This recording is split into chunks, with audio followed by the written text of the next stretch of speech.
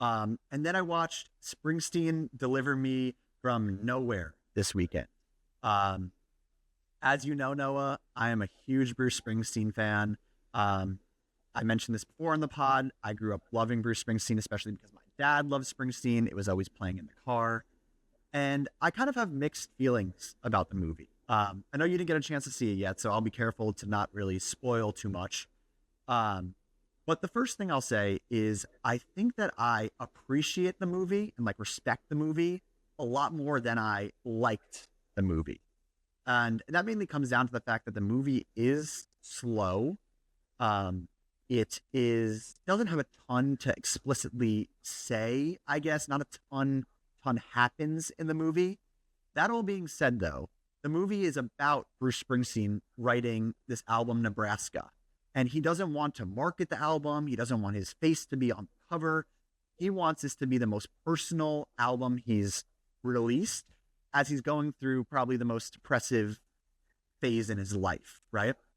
Because he's just at his peak stardom and, you know, the studio wants him to release big popular music and he wants to do something more personal to himself.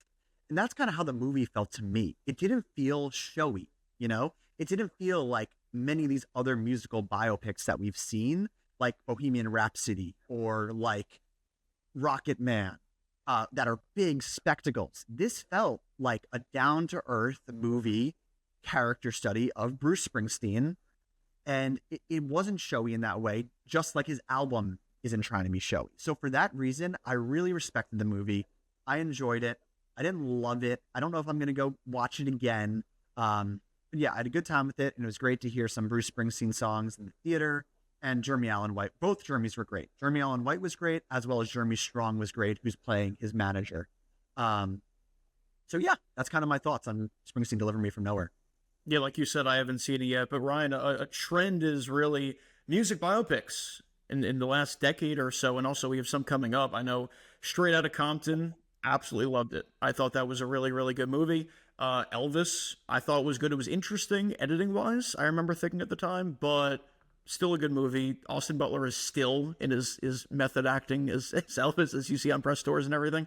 So I guess, what do you say? Still Elvis. Still Elvis, always Elvis.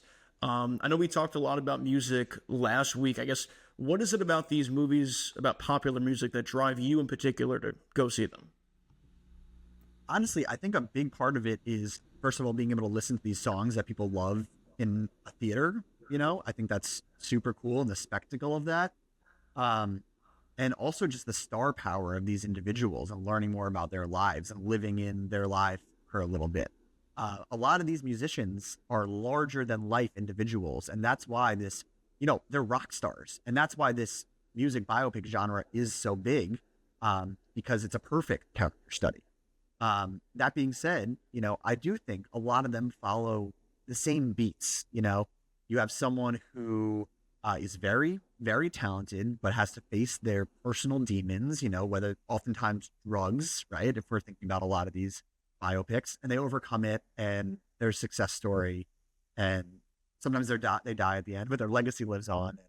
And I did find that a lot of these music biopics follow kind of the same format, which is why I respected Springsteen Deliver Me from Nowhere, because it kind of detoured from that. I think Elvis, even though it does follow that, you're right. Baz Luhrmann, who's the director, has an amazing editing style, and that did differentiate it a little bit more from some of the other ones.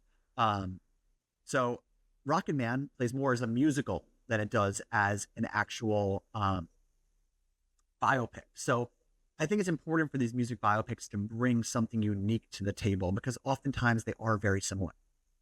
Yeah, I think we might have to change the bio for our pod and include music and what we love. So that's 3 episodes in a row. Yeah, we've been talking a lot about music, but yeah. Music's important.